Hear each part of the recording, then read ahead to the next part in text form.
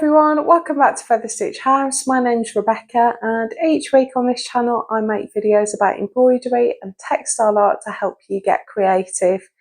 We're in week 21 of this year's Winging It project, Pick the Pots.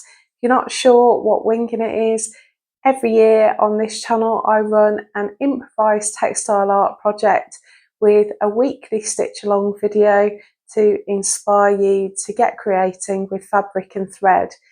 This year I'm taking a random pick from my 3 plant pots. One contains colours, the second contains stitches and the third contains shapes, and we use those prompts to invent a mini piece of textile art. We got the first strong colour last week for about a month and a half, so I hope that trend continues. Thank you so much for sharing your versions of the prompts in our Facebook group and on Instagram. I will remind you at the end how to go about doing that, but there is a link in the description below to our private Facebook group. If you are a regular and you want to see what everybody else is making, you can join that group by just answering a really simple membership question and then I'll let you in. This isn't the only stitch along that I'm running in 2025. Over on Ko-fi, I'm also doing a project called Postcards from the Hedge. In that project, each week we make a postcard size piece of textile art inspired by something from the British countryside. We've done all sorts of plants, flowers, birds and creatures, as well as seasonal scenes that we'll add to as the year goes on. If you are interested and that sounds like something you're up for, there is a link in the description below and there's a direct link in the end card of this video. So stay tuned and just click on the coffee cup that you see on the end card and it will take you straight to my Ko-fi page where you can sign up if you're interested. Anyway, I'm going to head into my studio and let's get picking. Here we go again. Here's the 3 pots. Going to give them all a good stir around in the hope that we get something a bit different today. So I'm going to start the stopwatch and let's pick in a different order. Let's pick our stitch first. Mix it up a bit. Oh, I've got 2. Here we go. What have we got? Seed stitch. Oh, I love seed stitch. Oh, that's a nice versatile one. What shape have we got?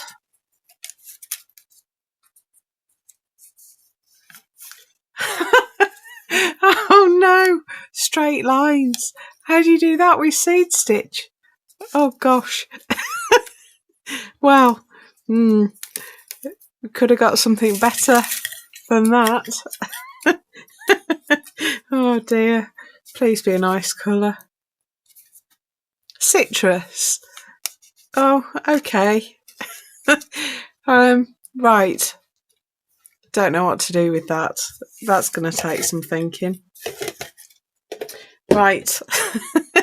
I'm going to demonstrate the stitch. So citrus, I should say, I think that's all citrus colours. So zingy yellow, zingy green, zingy orange,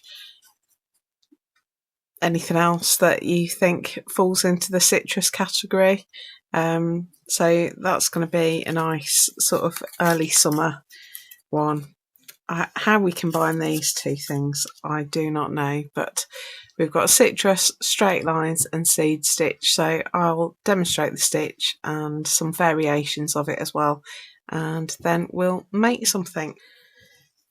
Okay, so seed stitch is really simple. It's a little bit like running stitch, but we don't do it in lines, we do it in areas. So I'm going to bring my thread through and I want to make a small stitch vertically like that, and then I like to use the stitch I've just made to direct the next stitch. So I'm going to come up about halfway along that stitch that I've just made. Let me come in a bit closer and come through, and this time I want to make a stitch going in a different direction, so I'm going to go horizontally this time, and then I'm going to come up halfway along that stitch and stitch in a different direction again. So let's do a diagonal one. Halfway along the stitch, and let's do a different direction still. So the idea of this stitch is that we create a sort of partial fill by doing lots of straight stitches all going in different directions. And there are a couple of tricks to keeping it random. One is using the stitch you've just made and just stitching into a space.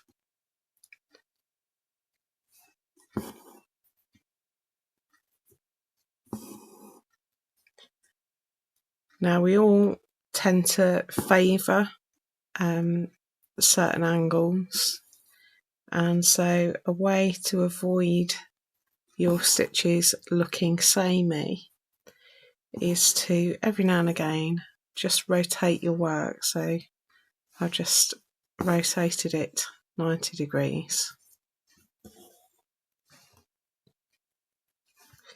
And now if I favour certain angles, they will be naturally heading in different directions.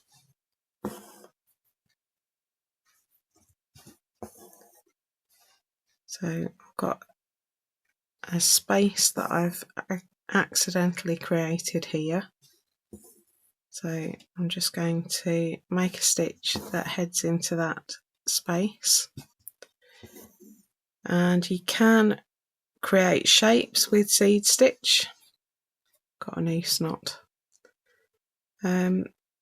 Noose knots are when your thread becomes twisted and curls around itself and tightens to a noose. So all I'm doing is putting my needle in the loop and pulling up, and you should be able to undo them without, it's not really a knot, it's a tangle. So pull up on the knot and then pull the threads apart and the noose will untangle. What was I saying? Yes, you can create shapes.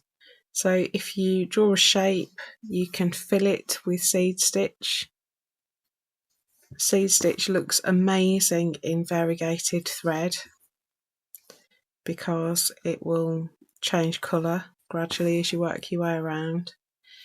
And you can also create negative space, so you could seed stitch around the outside of a shape and leave the shape empty, and that creates a sort of negative space feature in your work that looks lovely.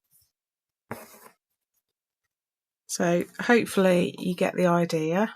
That's simple seed stitch, but you can do other things with seed stitch as well, so it doesn't have to be straight stitch like that. You can actually do pairs of stitches. So I'm going to put 2 stitches in the same direction close together, and then I'm going to do a pair of stitches going in a different direction. And your spacing probably needs to be a little bit wider on these, so the pairs of stitches probably need to be a little bit further apart than if you were doing single stitches. But this looks fab. I like playing around with seed stitch. So a little bit like that, which is also fun. You can also do seed stitch with other stitches. So let me just show you an example. So you can do it with a fly stitch. So we haven't done fly stitch yet, it is quite hard to do it with fly stitch because you will naturally want to form the stitches in different ways. So fly stitch, we're going to come up, make a little jump across from where the thread came up, so we've got a loop of thread, and then we're going to hook back, making sure our needle passes over that thread, and then when we pull through we get a little V, and we just hop over the loop of that V and anchor it in place. So it does take a bit of thinking about, particularly if you're used to fly stitch, because you'll be used to making it in a particular way, and we're going to work the angles if we do it as a seed stitch, but it's perfectly legitimate to do seed stitch in this way. So a little bit like that. I'm just going to show you one more, and that is with cross stitches. So cross stitch, we are literally going to do a diagonal stitch and then hop up and make a diagonal stitch back in the other direction. So just going to make a tiny little cross, and again we want these randomly spaced, so it's a bit like seed stitch. You could do it with this one and just go back over each line in the opposite direction. So you can make your crosses go in different directions if you want to. The whole point of seed stitch is that it's supposed to look like scattered seeds. So we want it to look kind of random, and that is actually quite a difficult thing to pull off.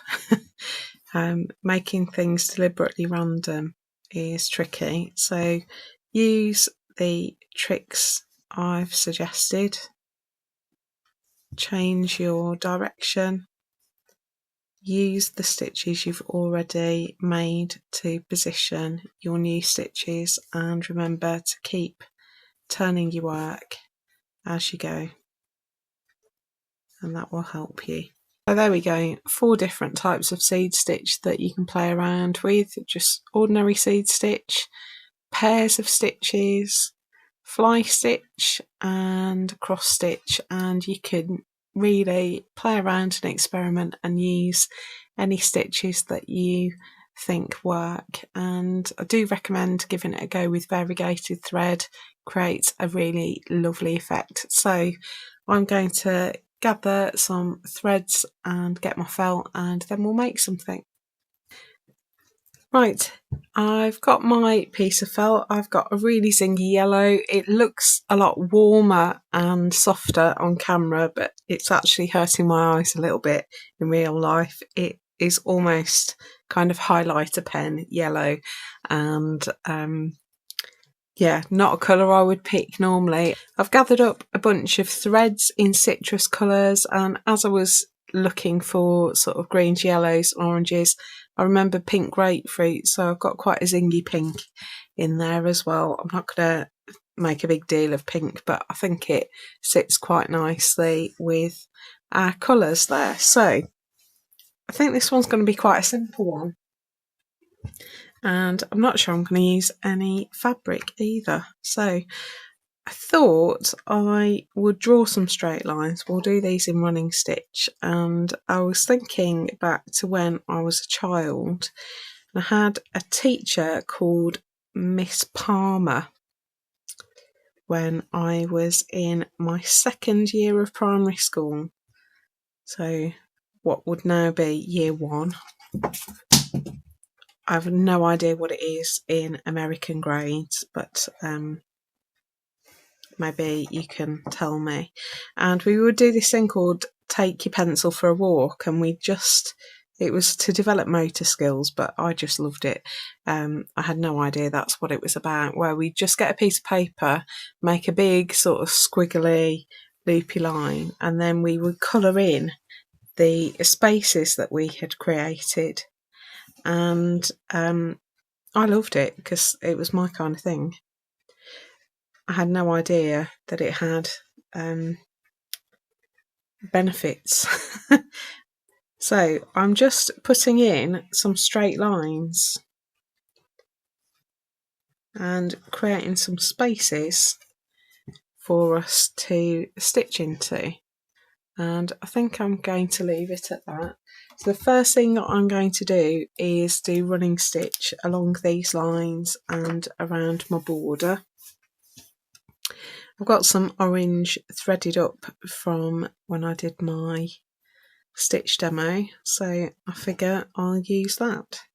So I'm going to use just thread on this one. I'm not sure I'm going to put any fabric in, but we'll see how it looks when I've put some stitching in. So we're going to do some running stitch along these lines. Maybe I'll do them all in orange. Maybe I need to get some of my other colours in. I don't know. I suppose it is citrus. Maybe I should use other colours. Haven't really got a satisfactory yellow in pearl cotton. My yellow that I've got is a little bit eggy yellow. It's quite a warm yellow, but hopefully the other citrus colours that I'm using will help it to blend in a little bit. And I'm not going to make you watch me do all of this, because seriously, how exciting can this be? But because seed stitch is such a great fill stitch, I thought we could use it in that way.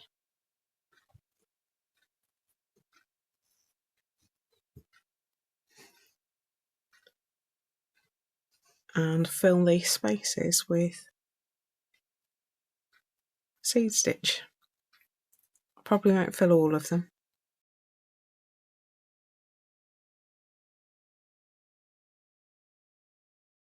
But you get the idea. So I'm going to put in all those lines in various citrus shades, and then we'll come back and add some fill.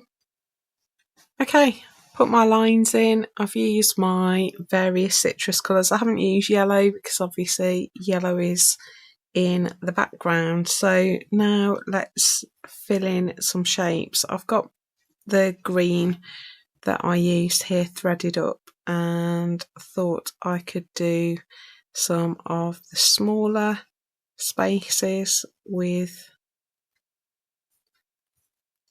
just a little bit of my green.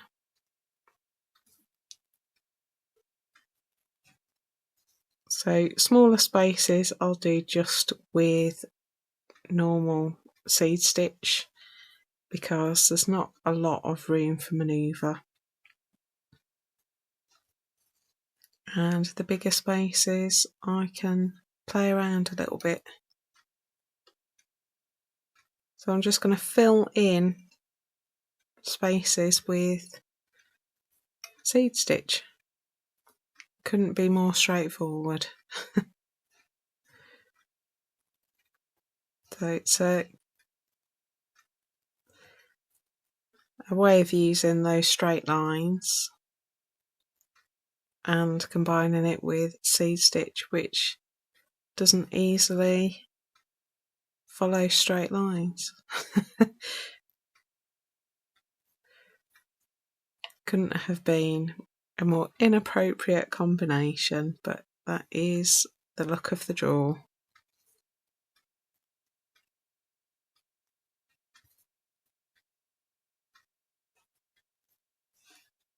So that's my first one.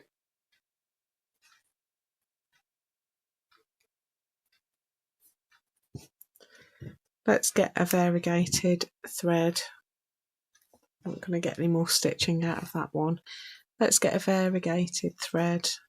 I've got a nice sort of orangey citrus colour, and I like the fact that these variegated ones have got paler colours in, which reminds me of like pith in an orange or whatever. So we've got all of the all of the citrus going on. Right, I'm going to add cross stitches, I think, to this space.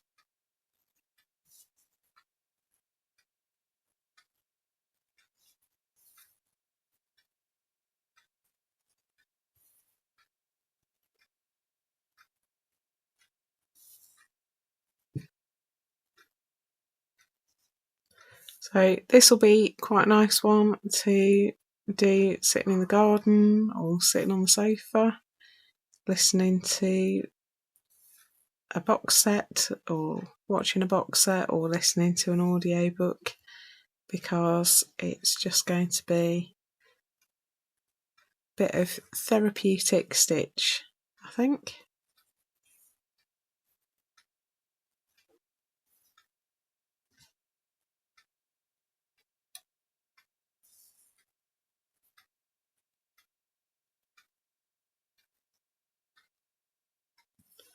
But this one will be an interesting one, I think. I think there's lots of scope for variety in this one. So really looking forward to seeing what comes up in our Facebook group. Thank you so much for everyone contributing. It's fabulous to see so many of you sharing your creations and your stitching. I think I've had more people sharing on this one than I ever have for a Winging It project. So I do hugely appreciate it. And it's just lovely to see how kind you are to each other and how supportive and encouraging the comments are. So if you haven't shared any of your work yet, can I really encourage you to just go for it? Because, I mean, apart from the fact that it's one of the group rules that we're always positive, people genuinely are. And there's something just so encouraging about putting your work out there and seeing genuine positive responses. So can I recommend it? When I was a teacher, I used to encourage children to read their work aloud often. We used to, particularly with creative writing, we'd work on it and draft it and edit it and refine it, and then we'd do a little bit of sort of performance of our writing, and I would often write along with them. Sometimes I'd share what I'd written, sometimes I wouldn't, but knowing that there's going to be a performance element really spurred them on to try really hard, because they didn't want to embarrass themselves. But I'd then encourage positive feedback, and you'd see children sort of grow in stature as their work was received by the group and praised, and the confidence it gave them to share it publicly. And it took me a long time to feel able to post anything that I'd made online for the public to see it. And I post all the time now. And very rarely, even on YouTube, very rarely do I get anything negative. I do sometimes, but our Facebook group is not the whole internet. It's a closed group, and people have to agree to group rules before they're allowed in. And if anyone's negative, I can block them from commenting and things like that. So you are genuinely never going to get anything really negative in that group.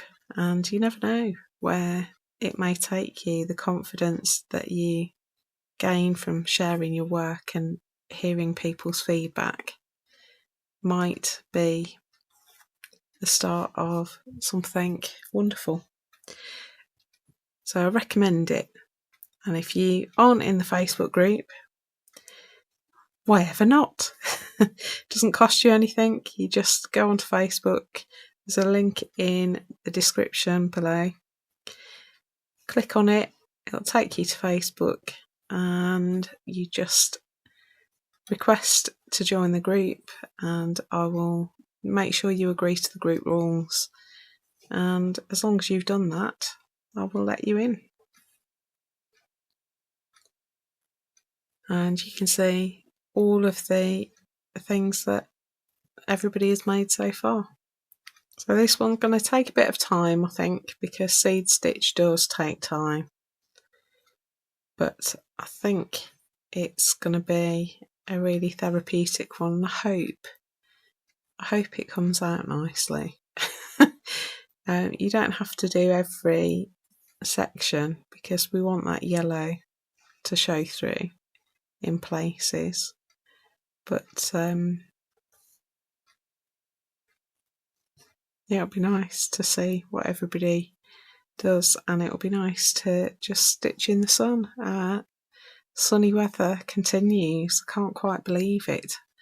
It must be the best spring I can remember having for many years in the UK. Last year was dismal, and I don't think the year before was much better, to be honest.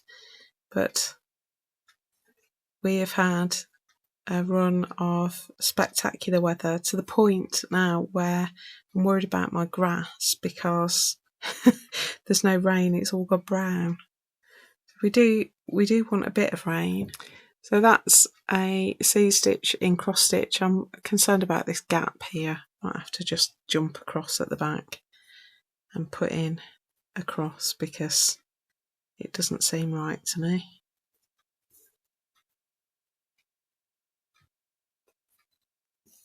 There we go. Right, so I hope you get the idea. I'm going to fill in lots of the spaces and then we'll have a look at how it's looking. Okay, this is where I've decided to stop. I have left a couple of spaces unstitched just to add a bit of something different, and I've used my citrus colours and various types of seed stitch to fill in those spaces. I quite like it. It's not at all my colours. It's not a piece that I would ever have created if it wasn't for Pick of the Pots, but that's the fun of this project. We'd better put it in the book. So here's the book, and that's our piece from last week, violet chevrons. So we are going to pop this one in.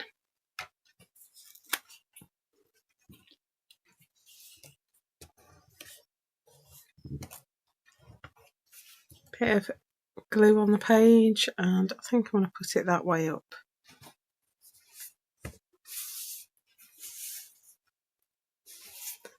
And let me just double check the date. 25th.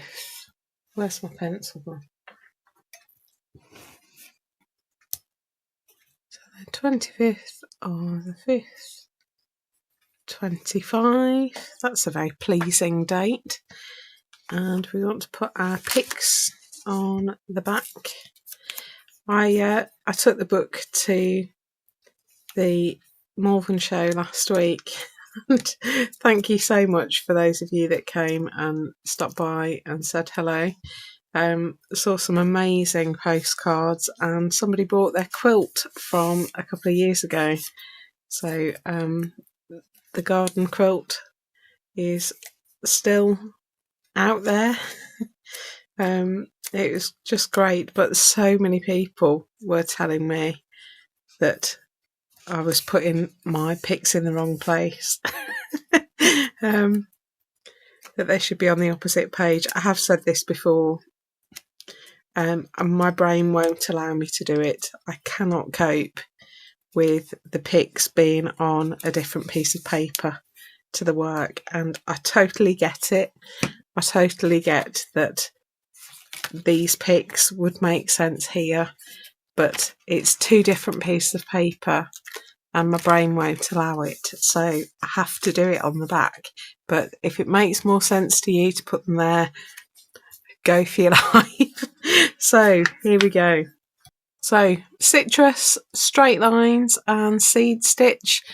Hope you agree we've come up with a compromise. Seed stitch and straight lines is not something that goes well together, but I quite like it. It's an all stitch one, this one, so one that you can just go for and enjoy. Of course, you can do whatever you want with these picks, so I'm really looking forward to seeing what you come up with in our Facebook group. If you want to share your work, don't forget to post it in the Facebook group. There's a link in the description below. If you're posting on Instagram or Facebook, don't forget to use hashtag FSHWingingIt2025.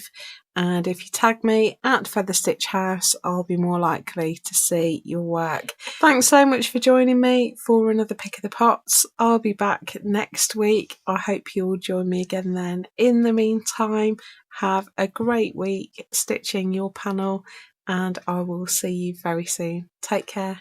Bye.